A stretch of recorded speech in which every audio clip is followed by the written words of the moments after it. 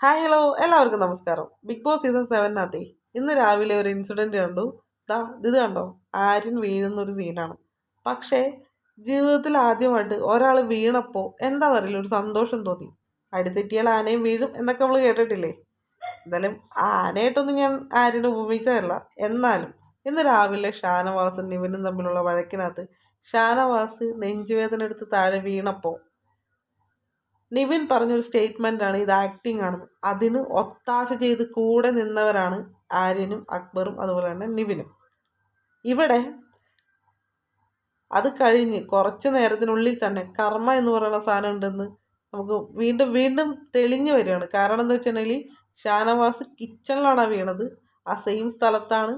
അവിടെ വെച്ച് തന്നെ ആര്യം വീണാക്കുകയാണ്. എന്താ അല്ലേ?